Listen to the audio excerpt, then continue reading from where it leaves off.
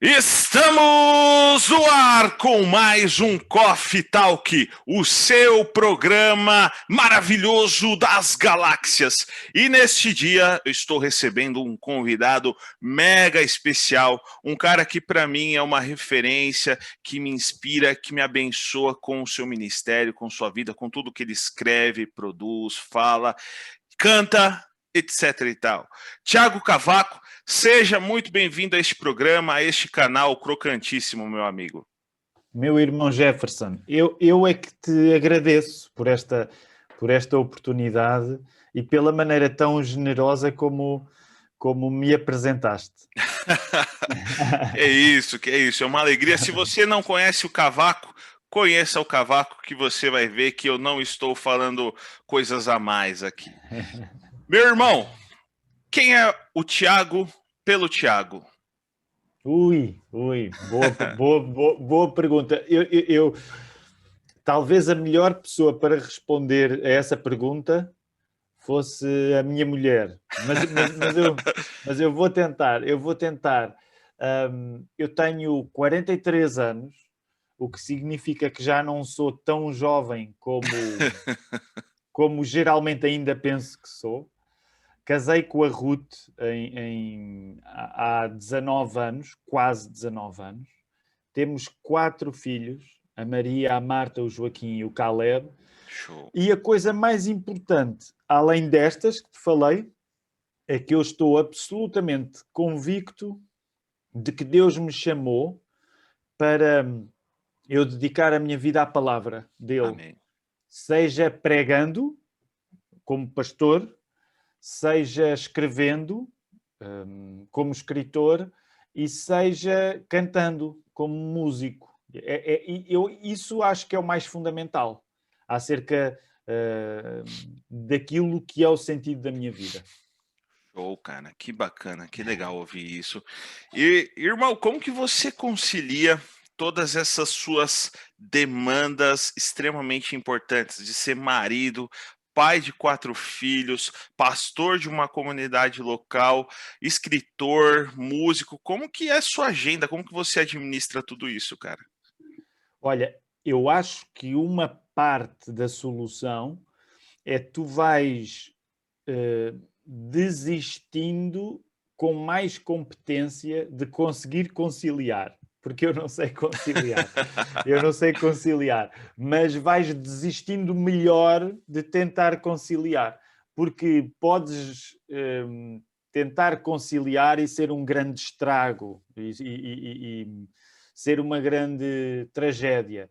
Ou à medida que ficas mais velho com a graça de Deus, podes ir desistindo de encontrar tudo direitinho. Eu não consigo encontrar na minha vocação, na minha vida, tudo direitinho, mas ainda assim, desistindo de olhar para as coisas todas arrumadinhas, ainda assim eu encontro a certeza de que estas são as coisas que Deus me chamou para fazer.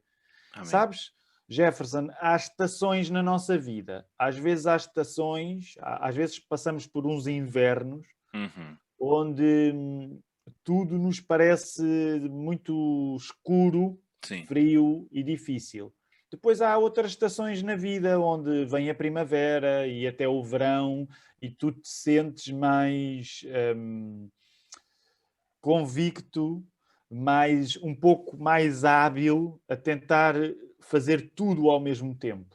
Mas eu não sei qual é o segredo. Eu acho que o mais importante, acho, é tu saberes, teres uma convicção profunda, com a palavra aberta, tendo uma boa vida de igreja, teres uma convicção profunda daquilo que achas que Deus te chamou para fazer. E depois pedires a Deus que não atrapalhes muito. É isso que eu peço ao Senhor. Não atrapalhe muito. Sim, nossa, que bacana, cara, que legal. E você sempre foi músico ou você descobriu isso já depois de mais idade? Eu comecei a sonhar com... Sabes, há um momento na minha infância em que eu estava a brincar, estava a jogar com um primo, o meu primo André e o meu primo David. Uhum. E nós estávamos, eu não sei como é que se diz no Brasil, se é Playmobil também que se diz. Playmobil. Sim, Playmobil. E eu Playmobil. estava a brincar com eles, éramos crianças. E há uma altura em que eles interrompem a brincadeira, o jogo, para me dizerem: vamos ver um programa de televisão que passa videoclipes, que Sim, passa música. E eu teria 8, 9, 10 anos. E eu achei muito estranho, porque a música fazia parte da minha vida, mas não ao ponto de interromper a minha relação com os brinquedos. certo. Uns anos depois isso mudou. Eu passei a ouvir música com mais desejo a um ponto em que comecei a querer fazer música. Eu Boa. sempre gostei muito de desenhar, e então eu comecei a imaginar na minha cabeça que tinha uma banda e qual ia ser o nome da banda. E então, isto era nos anos 80, era na altura em que o hard rock, heavy metal, era um estilo muito popular. Então eu tentava estilizar o nome da minha banda, fazendo letras assim com um aspecto agressivo. Sim, Porquê é que te conto esta história? Porque a partir desse ponto eu teria 12 anos. A música passou a ser caramba. uma coisa com que eu comecei a sonhar sempre. E assim que pude, ali com 14, 15 anos, na igreja onde cresci, a Igreja Batista de Queluz, formei a minha primeira banda com os meus amigos lá na igreja. E a verdade é esta, Jefferson. De lá para cá, eu não mudei. Eu Que ainda, legal. se calhar, com alguma vergonha, eu tenho de admitir isto, mas a música ainda é aquela coisa especial que me faz. Estou sempre a pensar em sonhos musicais, novos discos, novas canções. Que legal. Portanto, eu não sei se sou um grande músico, mas eu não consigo deixar de sonhar musicalmente. Que legal. É aquilo que faz os seus olhos brilharem, Uhum. né? A Mesmo, música. mesmo, mesmo. E eu não sei quanto aí em Portugal, mas aqui no Brasil nós tínhamos um certo preconceito, né? Como igreja brasileira, nós tínhamos um certo preconceito com o rock. E foi um tabu durante muitos anos, né? Imagina-se que até hoje existem igrejas as quais não pode-se ter bateria na igreja, Uhum. guitarra com distorção, amplificador, quanto mais banda de rock. Como que era isso aí em Portugal? Como que esse cenário mudou? Ou nunca teve? Como que foi isso aí? Há aspectos parecidos e há aspectos diferentes. Era, em Portugal, um aspecto parecido é que tu podias crescer numa igreja evangélica, Uhum, sem nada disso, sem bateria, sem guitarras, também porque não havia muitos recursos económicos certo. e porque as pessoas poderiam ser, de facto, hesitantes em relação à ideia de terem um culto menos solene. Certo. No meu caso, eu cresci numa igreja, a Igreja Batista de Queluz, para o contexto batista em Portugal, era uma igreja grande. Uhum, 200 pessoas numa igreja em Portugal é uma igreja grande. No Brasil, eu sei que é diferente. E como igreja grande que era também uma igreja conservadora na doutrina, sim. mas aberta. Portanto, quando nós começámos a ter os primeiros instrumentos musicais, hum, a Igreja deu espaço para que nós usássemos os instrumentos musicais, o baixo, a guitarra, a bateria, no próprio louvor da Igreja. Ai, que legal. Portanto, a Igreja onde eu cresci deu-me espaço a mim e dava espaço a que o louvor pudesse ser mais, vamos dizer, menos solene, se quisermos Uhum, usar. Agora, eh, isso não quer dizer que as pessoas olhassem normalmente para a ideia de músicos dos seus jovens fazerem rock.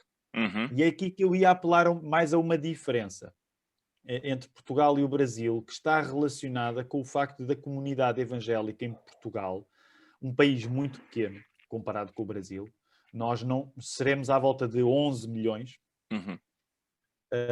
e a comunidade evangélica é muito pequena. Nas Sim. estimativas mais otimistas, pode chegar a 3%, 4%. Caramba. É muito pouco. Isso significa que tu, quando és um evangélico em Portugal, tu não tens uma cultura. Se tu quiseres resistir à cultura secular, vamos dizer assim, é muito mais difícil, porque tu vives sempre mergulhado. Tu não tens uma subcultura evangélica onde te refugiar. Sim. Portanto, é óbvio que tu podes ter pessoas em Portugal que digam assim, o rock é do diabo, mas essas pessoas não têm a capacidade de criar uma cultura suficientemente resistente às influências que vêm de fora. Uhum. O que significa que, comparado com o Brasil, Portugal não tem discursos tão radicais Uhum. contra o rock ou contra as novelas ou Sim. contra... Portanto, como o Brasil é muito grande e tem uma comunidade evangélica muito grande, consegue ter um universo mais resistente a coisas da cultura que lhe parecem más. Em Sim. Portugal, isso não funciona tanto assim. Portanto, para nós que estávamos a fazer as bandas, termos uma banda de rock não era uma coisa muito, vamos dizer, não era uma coisa muito normal, mas também não era vista com tanta suspeição como eu Uhum. calculo que no Brasil pudesse acontecer. Sim, sim. Aqui teve bastante disso, ali na década de 80, onde nasceram as primeiras bandas de rock gospel, se a gente puder Uhum. dizer assim, em meados dos anos 90 foram ali o momento dessa quebra do tabu, que aí Uhum. surgiram bandas como Resgate, Oficina G3, Cats Barneia, Rebanhão, não sei se você conhece alguma dessas bandas. Conheço É, algumas conheço. foi um grande marco ali. Tinha uma igreja aqui em São Paulo chamada Cristo Salva, ministério do tio Cássio, e essa igreja ela era o grande chamariz ali para essa galera alternativa que não se enquadrava nos estereótipos das igrejas mais tradicionais, mais conservadoras, e encontravam ali na Cristo Salva um refúgio para Uhum. nascerem. Então, dali foi da onde surgiram essas bandas, né? A maior parte delas saíram ali do Tio Cássio, porque era a igreja, não sei se a única da época, mas a principal igreja que aceitava essa galera diferente, né, Uhum. para o contexto da época, que aceitava esse som mundano, secularizado, né, que aceitava a guitarra, que aceitava a bateria. Então ali foi o grande impulsionador, o grande trampolim para Uhum. que essas bandas viessem a aparecer. Mas é muito legal, né, ver essas diferenças. Você falando dessa questão que aqui no Brasil o gospel hoje é um grande nicho, é um grande gueto, né? E Uhum. as próprias gravadoras secularizadas, digamos assim, Sony Music, Universal, olharam para isso e falaram, cara, olha uma oportunidade de negócio para Uhum. ganharmos mais dinheiro, está nesse nicho gospel que no Brasil aqui é absurdo, né? De você ver em Uhum. novelas da Globo, por exemplo, que tocam músicas gospel, entendeu? Uhum. Em rodas de samba, dentro do bar tá tocando uma música gospel. É uma coisa bem louca, assim, é bem gigante isso, o tamanho e a proporção que a música gospel tomou no Brasil, muito por Uhum. conta dessa quase divisão da população entre católicos Uhum. e protestantes. É Uhum. muito Uhum. intenso isso por aqui. Tiago, eu sei que você é um cara que dialoga muito com a cultura, né? Que faz muito bem essa ponte entre a fé cristã e a cultura que o cerca.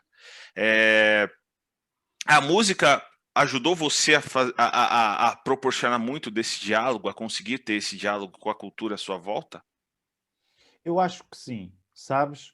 Eh, como eu tentava explicar que Portugal, sendo um país tão pequeno e com uma comunidade evangélica tão pequena, nunca conseguiu um discurso de resistência Uhum. cultural muito grande. Uma das características que vem deste facto é que, por exemplo, a música que o meu pai ouvia era, sobretudo, música não cristã. Certo. Até porque, repara, Jefferson, se tu vives num país pequeno, em que a comunidade evangélica é muito pequena, tu não tens recursos. Tu tens muito poucos recursos. Portanto, nem te passa pela cabeça tu pensares, eu só vou ouvir música do Senhor. Não há música do Senhor. Ela não existe. Portanto, a única música, com algumas exceções, mas a única música que existe é a música que tu encontras no mundo. Sais de casa e encontras. Sim. Então, isso significa que quando tu tens uma criança que cresce a ouvir música, independentemente de ser feita por pessoas com quem tu concordas espiritualmente, significa que o teu alfabeto emocional, o alfabeto da tua imaginação é criado por pessoas que não acreditam naquilo que tu acreditas. Portanto, quando tu cresces a ouvir música não evangélica, as categorias que tu tens para te exprimires são aquelas que tu aprendeste de pessoas que não têm as tuas convicções. Certo. Então, isso significa que quando vais pensar musicalmente, o teu ABC não te foi dado por cantores evangélicos. Não existem. Portanto, tu não estás alfabetizado para te exprimires a partir das categorias que a música religiosa te dá. Certo. O que, ironicamente, te permite às vezes uma abordagem mais fresca até às tuas próprias convicções religiosas e até ao modo como tu lês a palavra. Uma das minhas dificuldades, e eu sei que estou a generalizar muito, mas uma das minhas dificuldades com a música evangélica, que vem, por exemplo, do Brasil, é que se nota que ela é feita por gente que nunca ouviu poetas além de evangélicos. E que, portanto, tem um alfabeto, e eu não quero parecer altivo a dizer isto, mas tu topas quando um texto é escrito por alguém que só leu evangélicos. Tu topas quando uma canção é feita por alguém que só ouviu evangélicos, porque o léxico é reduzido. Nossa. Agora, isto não tem nada a ver com as boas intenções. Eu compreendo que muitas vezes nós temos mesmo de olhar para algumas coisas que são feitas por descrentes e dizer eu não quero ter nada a ver com isto. Há alturas na vida em que nós precisamos dizer isto é mau. Mas isso não deve ser um pretexto para nós pensarmos que o desejo de querer fazer a coisa certa é suficiente para fazer a coisa com qualidade. E é aqui um pouco a minha embirração com a música dita religiosa, seja brasileira, seja americana. O teu desejo de ser santo não te garante qualidade. Da mesma maneira que tu podes ser um crente, e usando o exemplo que Lutero usava, não é por tu seres um cristão que se fizeres sapatos, os sapatos vão ser bons. É bom que tu saibas fazer sapatos. É bom que tu percebas da tua arte. Tu como designer. Não é pelo facto de tu teres batizado, meu irmão, que o teu trabalho vai ser bom. Não. Tu, quando levas um trabalho a um cliente, não dizes, olha, mas eu sou crente, eu sou batizado, eu sou do bem, logo o meu trabalho é do bem também. Não, tu tens de ser alguém que compreenda a tua arte, porque a arte é em função do Criador. E o Criador, ao habilitar-nos para fazer arte, tu precisas de te dedicar a essa arte, como se fosse outra coisa qualquer. Portanto, nesse sentido, a analogia de Lutero, apesar de haver diferenças entre falar de fazer sapatos ou fazer canções, mas está relacionado com isso, que é se tu vais fazer canções, convém que tu aprendas, que tu tenhas vários professores, que tu tenhas várias perspectivas. E se tu cresceres, sobretudo, a ouvir música religiosa, isso significa que tu já estás a escolher um campo muito restrito de referências. Sim. Você não vai conseguir dialogar com quem está fora. É, Uhum, as uhum, pessoas vão. Você vai usar tantos termos, um linguajar tão religioso, tão eclesiástico, que quem uhum, está no mundo não vai entender aquilo que você está falando, né? Vai uhum, ouvir ali a sua voz, vai ouvir os seus acordes, a música que você está fazendo, mas aquilo não vai trazer mensagem nenhuma, não vai trazer sentido nenhum para aquela pessoa, porque se restringe, como você bem disse, né? Você restringe demais o seu público, a sua uhum, música para um determinado grupo apenas, cara. É uhum, muito louco isso. uhum, E aqui no Brasil a gente vê muito disso e eu vejo com olhos de tristeza mesmo, porque nessa dinâmica de você querer só o santo, só a santidade, você para de produzir coisas com qualidade, né? uhum, uhum, Talvez não musicalmente falando, mas no aspecto de letra mesmo, de conteúdo, que fica um negócio muito repetitivo, fica as músicas, a maior parte das músicas hoje aqui no Brasil, músicas gospel, cara, é uma série de repetições, fica parecendo um mantra, a pessoa fica ali uhum, repetindo aquela fala inúmeras, inúmeras, inúmeras vezes e sabe, tipo, cadê a qualidade disso? Cadê a beleza disso? Né? Perdeu-se muito do sentido da busca pelo belo, sabe? De uhum, encontrar uma beleza na composição mesmo. Né? uhum, Você pode encontrar uma beleza na música, no som, mas na composição ficou muito vago. E a música fica nichada, fica só para o gueto mesmo, só para quem é de dentro, e quem está de fora vai ter que ser alcançado, vai ter que ter essa ponte de diálogo de outras formas e não única e exclusivamente pela música, ou uhum, não só pela uhum, música, que a música não faz esse serviço hoje de diálogo uhum. com a cultura. Não estou generalizando, mas a maior parte da música cristã hoje brasileira não faz o diálogo com a cultura, que é uma Mas sabes, tristeza. por outro lado, e a vantagem de eu estar de fora, aliás, há um livro que vai ser publicado agora acerca da visita que eu fiz ao Brasil em 2017. Não é um livro apenas sobre essa visita, Uhum, mas chama-se Arame Farpado no Paraíso. Este é o cara, product placement. nossa. Estou a fazer publicidade agora. Mas ele já pode ser comprado em pré-venda na Amazon. Olha só. Um, e o livro chama-se Arame Farpado no Paraíso, o Brasil visto de fora e um pastor visto de dentro. Nossa, que legal. E há uma coisa que por mim é.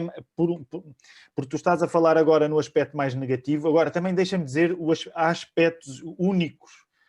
Uh, nem, vamos dizer assim, na grande dificuldade que o Brasil evangélico tem de falar com a cultura, e eu acho que poderíamos generalizar e dizer sim, é um meio, como tu dizias, tão nicho, tão gueto, que às vezes as coisas parece que de facto que são línguas diferentes, países diferentes. Sim. Agora, mas também deixa-me dizer que o contrário depois também se vê, que é o impacto que os evangélicos têm no Brasil é de tal maneira que há expressões tipicamente do jargão evangélico, tipicamente clichês evangélico, que como o movimento tem tanta força, elas já fizeram o crossover. Vou-te Aham. dar um exemplo. Um, Tu no Brasil, se disseres uma coisa que nós associamos ao contexto mais neopentecostal louco, de, por exemplo, de está amarrado, o descrente sabe o que é. O Sim. descrente no Brasil sabe o que é. Sabe, sabe. Porque mesmo que a nós evangélicos às vezes nos possa embaraçar, mas o impacto de um movimento que é tão diferente entre si, mas que é tão grande, é de tal maneira que já influenciou a cultura. Pode não Uhum. ser às vezes da maneira que tu desejas, não é? E que eu desejo. Sim, sim. Outra coisa, uma vez eu estava a ver, já não sei se era A Cidade de Deus, porque foi um filme que teve êxito em Portugal, Ah, ou se era o Carandiru, já não me lembro qual era um filme. Era um filme brasileiro que teve algum êxito em Portugal. certo. E havia lá uma personagem qualquer, porque há sempre evangélicos. Já pensaste nisso? Num filme Sim, brasileiro, hoje em dia, há sempre evangélicos, sim. porque Na não pode novela da Globo, fugir há ao evangélicos. impacto. E então, a meio do filme, havia uma personagem que dizia ao outro: como é que é? Virou crentes? Por exemplo, tu em Portugal não existe essa expressão. Porquê? Porque os evangélicos têm tão pouca influência que um descrente nunca perguntaria ao outro: virou crente? Porquê? Porque a palavra crente faz parte de um contexto tão pequeno que não é geralmente compreendida dessa maneira como no Brasil já é. Sim. Portanto, quando a pessoa de repente se endireita no Brasil ou passa a comportar-se bem, é possível que um descrente lhe pergunte: então, virou crente? É E verdade. isso também significa que há uma influência que os evangélicos têm no Brasil que também não é completamente negativa. Não. Último exemplo. Eu acho graça, às vezes estou a passar no Spotify e vejo lá as playlists do gospel brasileiro. Certo. E olho para os números e fico, uau! Às vezes são milhões de seguidores de playlists feitas pelo próprio Spotify. Exato. E eu fico a pensar, isto é, mal ou bem, isto é influência cultural. Sim. Porque se o próprio Spotify consegue criar playlists para os crentes, mesmo que às vezes possa não representar um diálogo com a cultura muito eficaz, mas é uma influência. Portanto, porquê é que eu também te quero dizer isto? Porque é normal que tu, como brasileiro, lamentes as tuas dores. Mas deixa-me dizer, eu que tenho dores diferentes das tuas, às vezes consigo ter uma perspectiva também mais otimista com coisas que te parecem mais negativas. Exato. E só para terminar este exemplo, eu até acho graça. Eu não gosto, geralmente, eu não gosto muito da chamada música gospel que é feita no Brasil. Mas agrada-me a ideia dela ter influência. Agrada-me a ideia de que no Brasil haja um mercado. Mesmo que ele tenha coisas negativas. Mas agrada-me essa ideia, porque é sinal que, para o bem ou para o mal, a igreja é notada. Pode ser notada nos seus excessos, mas é notada. Eu vivo num país onde a igreja não é notada, ou se é notada, não é notada com essa envergadura. Portanto, lá está. Às vezes, visto de fora, uma coisa que pode parecer muito má para ti, se calhar não é assim tão má. E vice-versa. Show, show. Que legal, cara. Então, se você está nos assistindo e nos ouvindo aí, vá até a Amazon e já adquira esse livro do Thiago Cavaco, que está em pré-venda, ou os outros 4 livros dele, que também você vai encontrar lá na Amazon, todos pela editora Vida Nova. Esse último também é pela Vida Nova? Esse último é pela Mundo Cristão. Mundo Cristão. Então, os 4 outros pela Vida Nova e esse agora que será lançado, que já está em pré-venda na Amazon, pela Mundo Cristão. Leia Cavaco. Beleza? Cara, mas que legal essa sua análise de alguém que está de fora, porque realmente nós que estamos aqui dentro, a gente lamenta absurdos, assim, de como está a igreja, de você ver o envolvimento da igreja com a política, por exemplo, aqui no Brasil, que a gente tem a bancada evangélica no Congresso Nacional. Então, assim, a gente vê cada coisa que você olha e fala, cara, como isso mancha o cristianismo, como isso faz mal ao cristianismo, como isso é danoso ao cristianismo, mas você trazendo uma outra perspectiva nos dá alguns pontos de esperança e nos faz elucidar algumas ideias que talvez para nós estava muito nebuloso, sabe? Estava muito, muito obscuro pensar nisso que você trouxe à luz, né? Sabe, Jefferson, nesta medida, os problemas do Brasil não são tão diferentes assim dos problemas dos Estados Unidos, que Sim. alguns são problemas da fartura, meu irmão. Exato. Eu sei que é fácil para o brasileiro pensar acerca de si próprio como esquecido ou pobre, mas no que diz respeito ao meio evangélico, muitos dos problemas brasileiros são problemas da fartura, não são problemas Da escassez. da escassez. Aliás, o pessoal é muito louco no Brasil por causa da fartura. Vocês vocês discutem muito uns com os outros porque vocês podem zangar-se uns com os outros. Não é? Exato. Nós em Portugal não podemos. Se eu me zangar com o meu irmão, quem é que vai ficar ao meu lado? Eu não tenho outro evangélico na minha rua. Estou a Nossa. exagerar, mas tu percebes o argumento. Sim. Tu podes zangar-te com o João porque na tua rua há mais 40 ou 50 Joões que são evangélicos como tu, e se tu te zangares com ele, tu vais-te juntar a outro. Eu não estou com isto a desvalorizar a importância de haver debates e de haver ocasiões onde nós dizemos não dá para continuar assim. Mas é verdade que há muito excesso brasileiro na discussão, e eu vejo isso pela internet. Há muita discussão. Eu vejo pastores a discutirem uns com os outros porque eles têm igrejas que os podem sustentar e eles podem se zangar com o meio mundo e a igreja deles ainda vai ter capacidade de os sustentar. Sim. Se tu vivesses num meio onde a comunidade evangélica era pouca e tu zangaste com alguém, significava perderes a possibilidade de fraternidade com muita gente, tu ias pensar 2 vezes antes da discussão. Caramba. Isso acontece nos Estados Unidos também. O pessoal pode andar tudo à pancada porque cada um tem o seu pequeno império. Tu podes dar-te ao luxo da guerra quando tens o teu próprio país. Agora, se tu viveres numa aldeia muito pequenina, tu pensas 2 vezes antes de ir para a guerra, porque se morrerem 2 ou 3, morre quase toda a gente da aldeia. Percebes? E isso, às vezes, eu acho que é o que escapa muito aos brasileiros. Estão sempre... Vejo-os muito acesos na internet, também porque provavelmente não conhecem muito bem outras realidades além do Brasil. Nossa, cara. Pesado e forte, mas real demais. A gente viu, até hoje, né? A gente tem traços disso, mas em 2018, ali na época da campanha presidencial, das eleições presidenciais, meu irmão, o que era essa internet brasileira? Rapaz, era uma rinha ali de briga, de guerra, de irmão contra irmão, de pai contra filho, de pastor contra membro, de membro contra pastor, de pastor contra pastor, de igreja contra igreja. Cara, tava assim uma coisa absurda mesmo.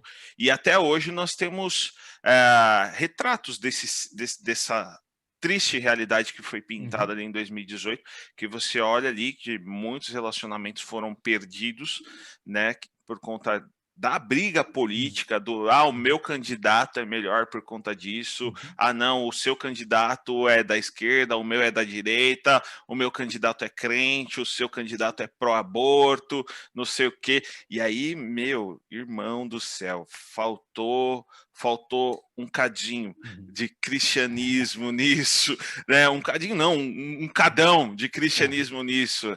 Eu acho que na sua realidade, na realidade não só de Portugal, mas de países onde a comunidade evangélica ela é escassa, ela é mínima, você pensa muito mais antes de você falar, escrever ou agredir uma pessoa, né? Isso te leva a ter uma fé mais consciente, digamos assim.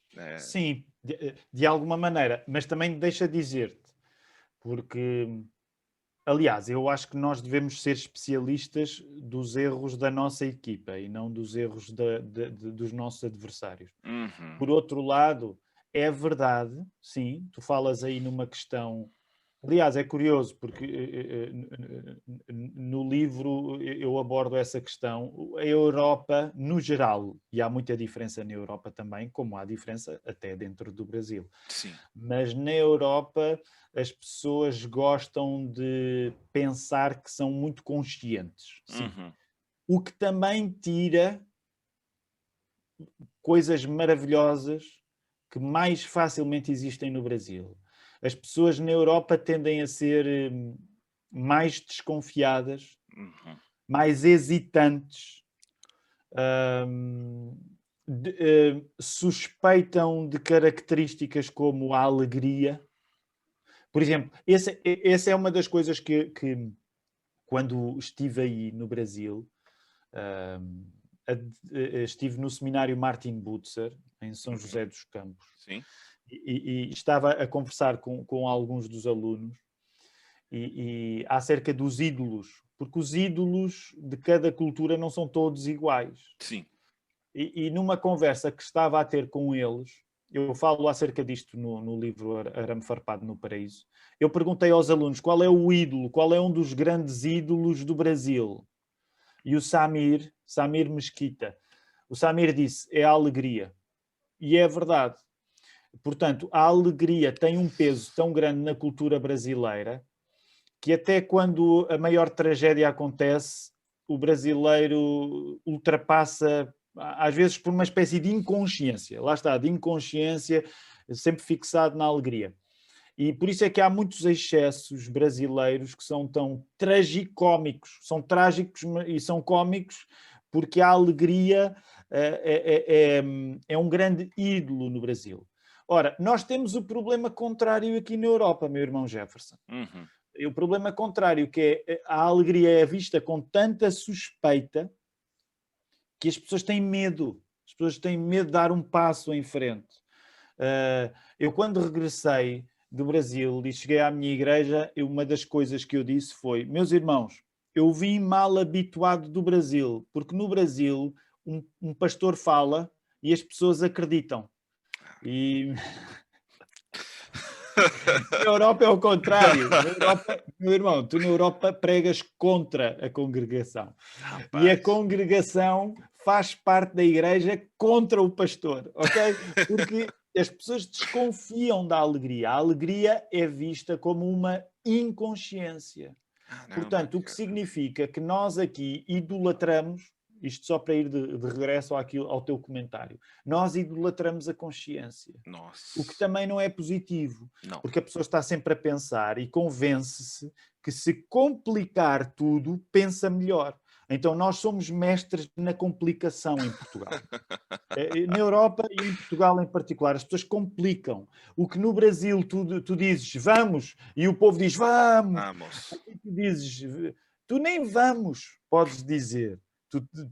Portanto, percebes? A coisa aqui é que não julgues que os crentes em Portugal são especialmente conscientes, porque eles são demasiado conscientes, muitas vezes. E por isso... Cara, o que para nós brasileiros seria uma coisa que falta, né? Que é essa questão da consciência, para vocês é uma coisa que tem demais e que tem os seus traços danosos, né? E aqui para nós a alegria também é um traço danoso muitas das vezes, como esse irmão do seminário falou para ti, que eu concordo plenamente com ele. E Tiago, eu ouvi muito na época da graduação que a Europa já era um continente pós-cristão, a qual o cristianismo já não fazia mais parte da vida das pessoas e que só existiam sombras do que foi o cristianismo na Europa. Como que você, um europeu, um português que vive, né, na Europa, qual que é a sua análise com relação a isso? Como que você enxerga essa questão? Sabes, há muitas teses acerca do secularismo e quando, por exemplo, usas o termo pós-cristão, que não me parece injusto, parece-me que encaixa, mas também é verdade que depois, quando vais ler determinados autores, o que um autor conclui acerca do termo pós-cristão não é necessariamente o que o outro autor conclui. Portanto, há muitas teses diferentes acerca daquilo que o secularismo é. Um dos livros que eu li e que eu acho muito relevante nesta matéria é um livro sobre o filósofo Charles Taylor, mas que é escrito não pelo Charles Taylor, mas pelo James K.A. Smith. E que eu agora não me lembro do nome do livro, eu li no inglês, em que o James K.A. Smith simplifica o pensamento do Charles Taylor, por exemplo, falando nas teses do secularismo. Mas para regressar à tua pergunta, acerca do que é ser pós-cristão, uma das coisas que eu diria acerca da Europa é que duas coisas que parecem contraditórias acontecem aqui. por um lado, quando tu falas de fé cristã, as pessoas acham que isso é uma coisa velha demais e que já não serve. E que nós, por excelência, nós europeus, sabemos melhor o que o cristianismo é, porque em grande parte fomos nós que o exportamos. E agora deixa-me trazer uma complicaçãozinha aqui. Um dos problemas que acontece com muitos missionários que vêm do Brasil é que eles não compreendem um enquadramento europeu de pensar o cristianismo. O brasileiro, como faz parte de uma cultura, vamos dizer assim, mais recente, como o norte-americano, ele tende a avaliar a Europa como avalia o Brasil, que é as pessoas precisam de ouvir falar do Evangelho e elas não sabem o que o Evangelho é. Agora, repara, por um lado eu concordo, as pessoas não sabem de facto o que o Evangelho é. Mas a Europa, por excelência, é o continente que acha que tem mais experiência com o cristianismo. Portanto, quando tu tens alguém que vem do sul global, do Brasil, a querer levar cristianismo para a Europa, é sempre um pouco ambíguo, porque para o europeu, tu só podes ser cristão no Brasil porque nós é que te demos o cristianismo. Quando o contrário acontece, o europeu reage. Então, isto significa que duas coisas acontecem. Por um lado, na Europa, o cristianismo é visto como aquela coisa velha, que nós sabemos bem o que é, e que, no geral, não foi assim tão positivo, e nós já nos livramos dele. Ok? No meio mais intelectual, é isto que se sente. Portanto, nós sabemos bem o que o cristianismo é e não queremos ter nada a ver com ele, ele faz parte do nosso passado. Agora, qual é o problema? Quando vem gente fora da Europa falar de cristianismo ao europeu, o que nós achamos é que o cristianismo que está a ser trazido é novo demais. Então tu tens esta aparente contradição. O europeu, por um lado, diz, nós sabemos o que o cristianismo é porque é velho e nós já lidamos com ele, mas quando esse mesmo cristianismo é trazido pelo sul global, seja América Latina, Brasil, seja África, seja Coreia, seja Ásia, o europeu diz, não, vocês falam num cristianismo que é demasiado jovem para nós. Percebes? Então, tu és preso, quando na Europa falas de cristianismo, és preso por ter cão, e és preso por não ter. Agora, repara, não existe solução para isto se não pregar o Evangelho. Não há como resolver isto, porque só o Espírito Santo é que resolve. Sim. Agora, claro que se tu me perguntares, o que eu acho é que é recomendável, é que, vamos imaginar, Jefferson, que tu vinhas para a Europa. É bom que qualquer pessoa que muda de cultura tente compreender a cultura. Exato. Nós nunca seremos especialistas em cultura, porque a pessoa que é mais especializada na sua cultura é a pessoa que vai apanhar as maiores surpresas. Mas é verdade que é importante compreender. E esse enquadramento é necessário para quem, por exemplo, vier do Brasil para Portugal. Muitas vezes, e eu vou fazer uma caricatura, muitas vezes o missionário brasileiro chega a Portugal convicto de que vai ensinar aos portugueses o que o cristianismo é. Nossa. Meu irmão, isso é o pior que pode acontecer. Tu não podes chegar a um continente que tem milénios de tradição cristã, julgando que lhe vais falar dessa tradição como se fosse a primeira vez. Nossa. O que isso causa é imediatamente uma barreira cultural. O português vai achar, este brasileiro não percebe nada disto. E está a querer me ensinar a mim, que vivo num país que só foi país porque o Papa permitiu, há 9 séculos, não é? 1143. Portanto, percebes? Portanto, isto cria barreiras. Agora, uma coisa eu te posso dizer. A Europa precisa de missionários e precisa de brasileiros, coreanos, africanos. Nós precisamos de missionários a vir cometer os seus erros para aqui. Porque toda a pessoa que é missionária vai cometer erros. Portanto, tu tens duas hipóteses. Ou cometes o erro desobedecendo a Deus, ou cometes o erro obedecendo. Portanto, é melhor cometer erros a obedecer a Deus e nós precisamos de missionários. Nós, é verdade que portugueses, europeus, precisamos de preparar também os missionários. Uhum. Mas isto para te dizer acerca desse tal ambiente pós-cristão. Compreendes? Cara, Por um lado, o cristianismo parece demasiado velho e ultrapassado, e por outro lado, parece demasiado novo e demasiado bom para poder ser verdade. As duas nossa, coisas acontecem. fantástico. Então, assim, acho que para o brasileiro, para o missionário brasileiro, para aquele que tem o ímpeto ou a vocação missionária, Portugal é um ótimo campo, né, para se atuar, porque você tem uma facilidade com a língua, né?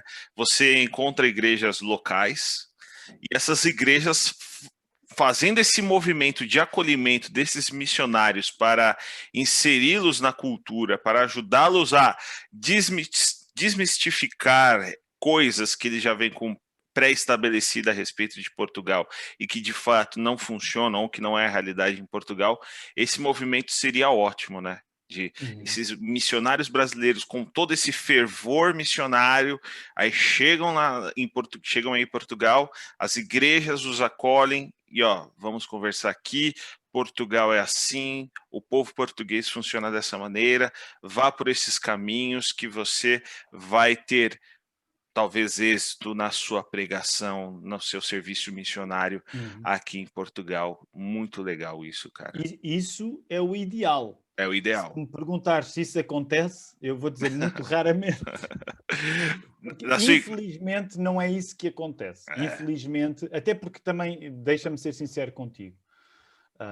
E ao dizer-te isto, não quero ser arrogante, mas Uhum, também não posso de usar de falsa modéstia. sim. Eu acredito que as coisas que te disse são verdadeiras.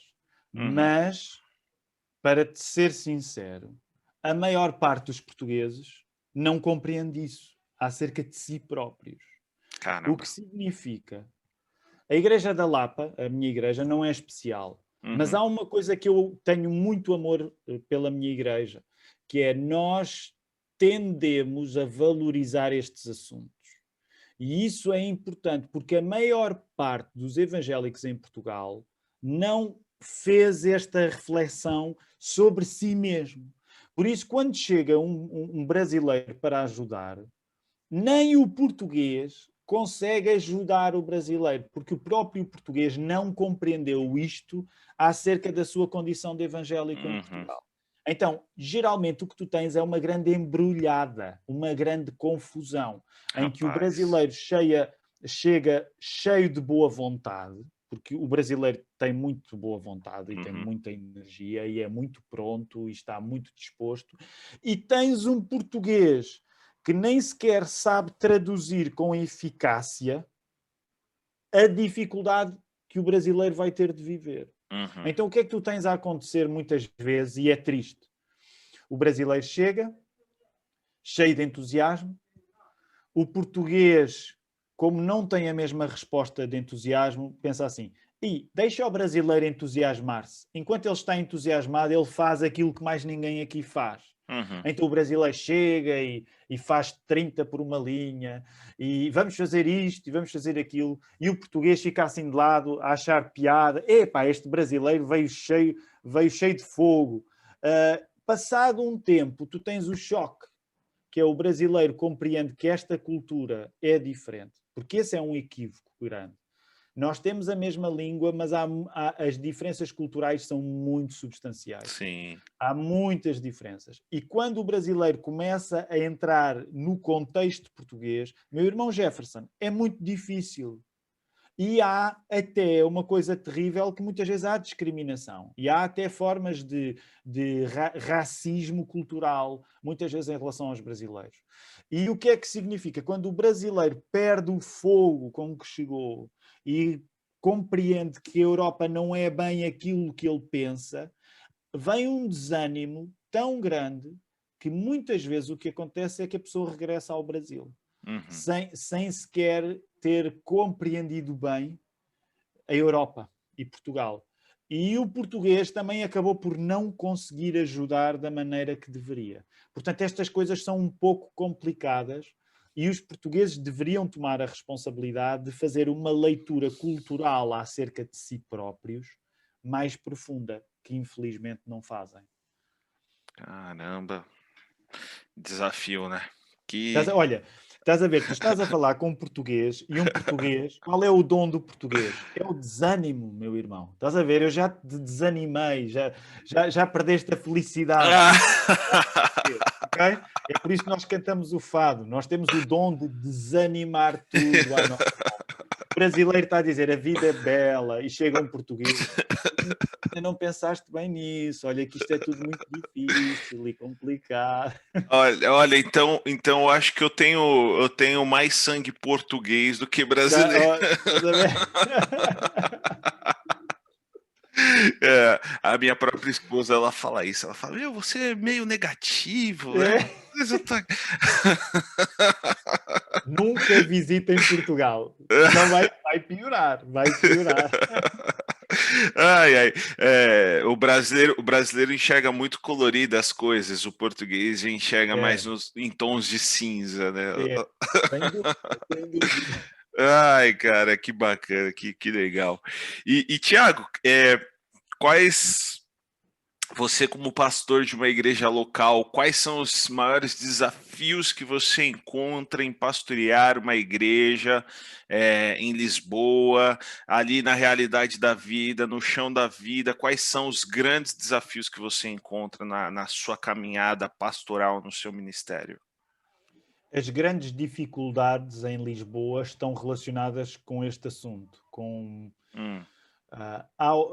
Jefferson, há uma grande suspeição da alegria. Nossa. A alegria parece uma bebida ilegal que ninguém pode beber.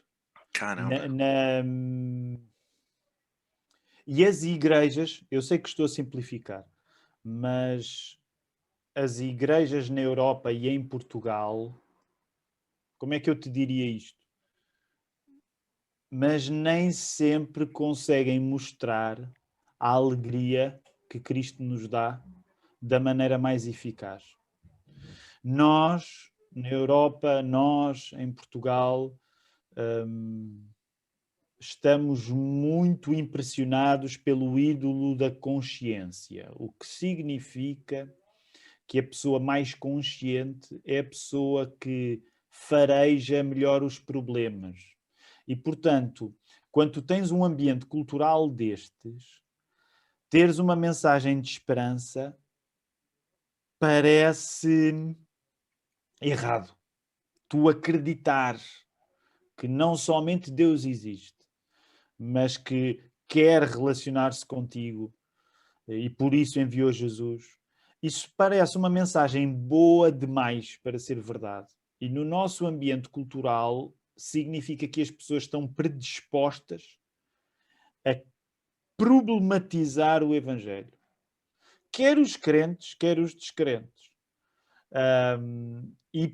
Portanto, uma das grandes necessidades é coragem.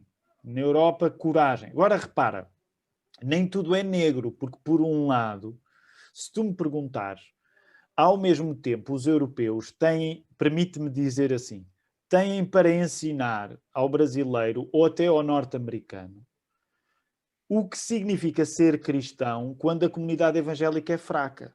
Uhum. E isso é uma coisa que, de facto, nós podemos demonstrar. Nós vamos à igreja, nós somos evangélicos, mesmo tendo em conta que os evangélicos não têm praticamente valor nenhum aqui. E eu creio que em países em que os evangélicos têm muita influência, o exemplo de cristãos assim é muito necessário. Uhum. Não leves a mal a simplificação. O meu receio, muitas vezes, quando estou a ler coisas dos Estados Unidos e do Brasil, é pensar se a facilidade ou se a animação se perder no meio evangélico americano ou no meio evangélico brasileiro, como é que o crente vai durar? Ele está habituado a muita animação, a crescimento. Aliás, uma coisa que eu costumo dizer a brincar, que é, tu em Portugal és pastor, tu podes ser o Billy Graham ou podes ser o Augusto Nicodemos, a tua igreja vai ser uma igreja pequena. Uhum. Não tem a ver com a tua competência. Sim. Tem a ver com... Claro que aqui há igrejas maiores também, Mas percebes, a nossa luta espiritual aqui é tão grande em relação à suspeita que existe contra a alegria, contra a esperança, que se tu estiveres à espera de ter um ministério bem-sucedido, tu não vais ficar em Portugal. Sim. Portanto, nesse aspecto, há uma perseverança, há uma resistência que os crentes têm na Europa que deve ensinar muito a países onde o movimento evangélico é muito grande. Exato. Por outro lado, nós não podemos, aqui, lá está, como eu te dizia, não podemos idolatrar tanto a consciência e somos muito receosos e complicamos muito as coisas. Portanto, isso é uma das coisas que a mim me comove sempre que lido com os meus irmãos no Brasil, sempre ao lidar contigo, é que de facto há um espaço de... A resposta para dar o passo em frente não está tão complicada como na Europa está. E isso comove-me. E deixa-me só dar-te um exemplo. Quando eu estive no Brasil, uma das coisas mais difíceis para mim era uma das coisas mais bonitas que o povo do Brasil tinha, que era, no final de quando eu falava, aquele momento do autógrafo, e as pessoas vinham ter comigo, traziam um livro para eu assinar, batiam uma chapa, não é? Tiravam uma fotografia e colocavam os seus problemas e as suas dúvidas de uma maneira tão sincera, tão sem reserva, que eu ficava sem saber como responder. Nossa. Eu não te estou a dizer que na Europa isso não é possível acontecer, mas não acontece da mesma maneira. Portanto, essa abertura do brasileiro para falar do coração é uma coisa que nós aqui precisamos. Vocês talvez precisem de moderar, nós precisamos de aumentar. Nossa. Uau! Que troca fantástica essa, né? Que deveria e precisa ocorrer, né? Constantemente, essa retroalimentação, porque isso faz parte da comunidade cristã, né? Da nossa comunhão cristã. Isso ajuda bastante. A perseverança do europeu, a perseverança do pastor português, do cristão português, com essa simplicidade, com essa abertura do cristão brasileiro. Isso seria o fantástico. Sem dúvida, sem dúvida. E sabes, essa é uma das coisas boas que a internet trouxe. O mundo está mais, nesse sentido, está mais pequeno pelo aplicativo. Nós podemos mais facilmente compreender e ter acesso a pessoas noutras partes do mundo que nos ajudam a colocar em causa a maneira como nós olhamos para o nosso. Isso é uma coisa ótima. Sim, fantástico, cara. Não, isso aqui que a gente está tendo, essa conversa que deveria estar acontecendo numa mesa, tomando um café, né, tomando um bom vinho do Porto, comendo um pastel de Belém, um pão de queijo, né, está acontecendo aqui online, né, com quilômetros e quilômetros de distância, né? Mas fica o convite quando você estiver aqui no Brasil ou quando eu for até Portugal, em nome de Jesus, tomarmos esse café. Combinado. Muito bom, meu irmão. Show de bola, cara. Que conversa maravilhosa, edificante que a gente tá tendo aqui. E glórias a Deus por isso, né? Graças a Deus. Nos proporcionado. Irmão, você quer falar mais alguma coisa para quem está nos assistindo, nos ouvindo? Olha, como eu em breve vou ter com alegria vou ter de promover o meu livro novo, e significa que quem quiser seguir alguma coisa, eu estou nas redes, portanto estou no Instagram e no Twitter, no Facebook menos, mas e haverá, uma das coisas boas, Jefferson, é que nós, sem termos combinado, até porque o nosso contacto aconteceu há dias, mas nós, sem termos combinado, estamos a antecipar alguns dos assuntos que é provável que nos próximos meses eu vá desenvolver mais em conversas assim, em encontros, em entrevistas, que estão sobretudo relacionadas com a visita que fiz ao Brasil e pensar sobre o Brasil, pensar sobre Portugal, pensar sobre quem nós somos, independentemente do lugar onde nascemos. Portanto, eu quero-te agradecer, meu irmão, porque Que é isso. eu acho que tu já fizeste, já serviste o aperitivo para uma refeição que agora se vai estender e que eu encorajava todas as pessoas que tenham achado pertinente esta conversa a ficarem ligadas a nós os dois e verem como é que nós vamos continuar a ter esta conversa, ainda Boa. sem o café, Sim. mas aproveitando os recursos que a internet nos permite. Boa. E já fica o convite para você retornar a este programa, já com o Combinado. seu livro Quando em quiser. mãos, para lançar, divulgar e falar para a galera. Quando Beleza, meu quiseres, irmão? conta comigo, meu irmão. Como nós dizemos aqui em São Paulo, tamo junto. Estamos juntos, não é? Nós também dizemos, agora também Ah, dizemos aqui em show de Portugal. bola, muito bom. Tiago, obrigado, cara. Foi uma Grande conversa abraço, Jefferson. riquíssima. Obrigado mesmo. Uma alegria conversar com você, conhecê-lo aí mesmo que à distância, né, e ver esses desafios que você tem aí na igreja e o quanto que você nos edifica com suas palavras. E como que é a sua Obrigado. banda lá no Twitter, no Spotify, para quem quiser Olha, acompanhar o seu som? o problema é que eu tenho várias bandas, mas há duas principais agora. São os Lacraus Os Lacraus, e os Punhais. os Punhais. Boa. Os Lacraus é mais rock, os Punhais é mais punk. Show. E depois ainda há duas contas a solo, que é a conta Tiago Guilul e Tiago Cavaco.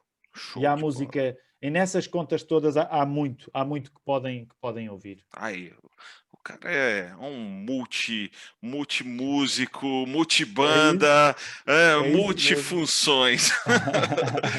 Irmão, um grande abraço. Foi uma Grande alegria abraço, conversar Jefferson. com Deus te você. abençoe. Amém. Você que está nos assistindo ou nos ouvindo, siga lá o Thiago nas redes sociais, siga ele no Spotify também. Se você ainda não é inscrito nesse canal aqui no YouTube, não se esqueça de se inscrever, curta este vídeo, compartilhe. Também estamos aqui no Spotify, siga a gente, compartilhe. E estamos no Instagram e no Facebook, Coffee Talk no ar em todas as plataformas. Um grande abraço para vocês e até o próximo programa. Valeu, falou, falou, falou.